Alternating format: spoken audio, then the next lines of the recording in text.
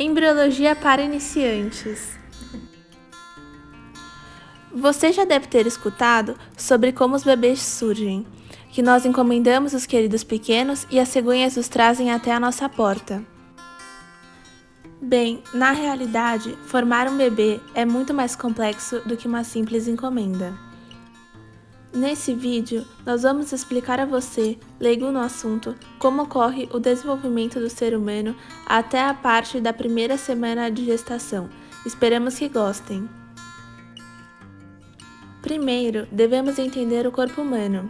Simplificadamente, o bebê é como um quebra-cabeça que precisa de peças para ser formado. Esse quebra-cabeça, inicialmente formado por duas peças e devidamente encaixado, se chama zigoto. Mesmo parecendo simples, a união dessas duas peças é cheia de obstáculos e, por conta disso, o organismo masculino produz milhões de espermatozoides para que possa ter maior sucesso nesse encontro, mas apenas um poderá se encaixar com o óvulo. Primeiramente, os espermatozoides são produzidos nos testículos masculinos, aos montes, que serão levados até o epidídimo, localizado ao lado dos testículos. Ele é quem realiza o amadurecimento dos espermatozoides no corpo do homem. Depois dessa etapa, eles são lançados dentro do organismo feminino em um órgão chamado útero.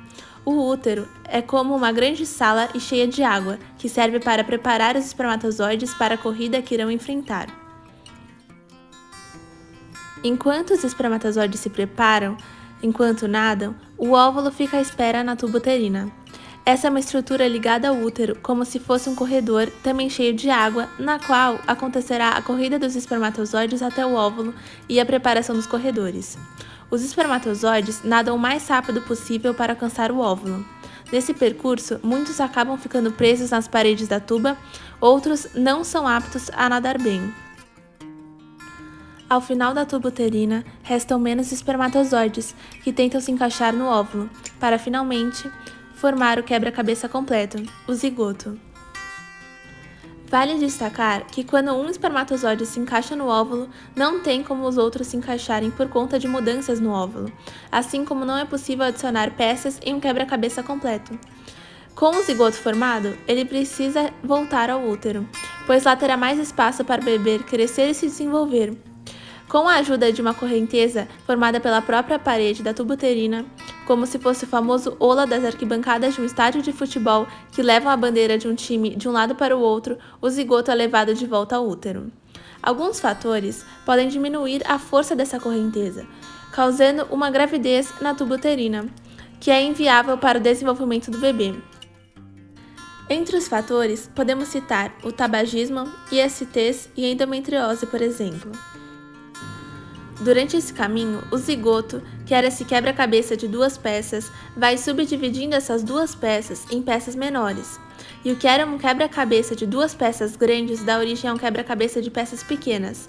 Essa nova estrutura se chama blastocisto. Chegando ao útero novamente, há algumas portas que o blastocisto pode entrar para continuar seu desenvolvimento de forma correta. Essas portas dão passagem à parede do útero.